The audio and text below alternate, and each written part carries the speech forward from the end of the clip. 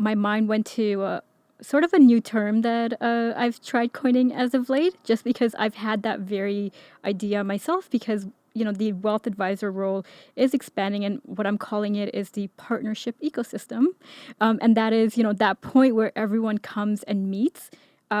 To meet the needs of that client, right? Because you have individuals, again, they're in different stages of their life. They need different things. They're going to need a team of people, everything from perhaps a trustee to a lawyer to a tax specialist, their investment advisor, of course.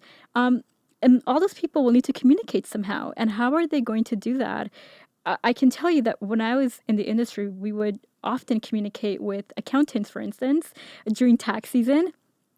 And, sometimes it was not a very fun season because, of course, the accountants needed certain sets of documents, but that information was not always conveyed properly. And so you would give them something that they perhaps already had or did not need.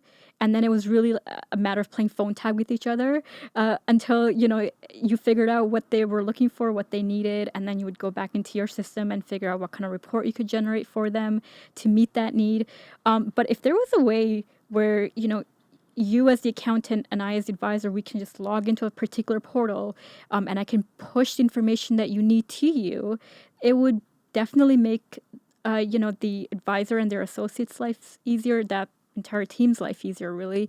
And it would also be a lot more efficient and quick, and it would cause, less frustration on every side because everyone has what they need right away. For sure. I think you've hit the nail on the head there, right? Like, you've identified that integration was still the number one thing that advisors and firms are asking for.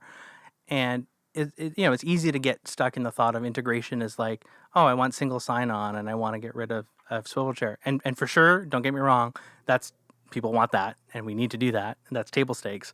And we talk about like data integration, but it's exactly what, I think you've both described, which is interoperability between firms, between different systems, so that an accountant and an advisor can work together for a client. Because your example is spot on. Like, I recently had conversations with a prospective client on, they had this slew of reports that they wanted the system to generate.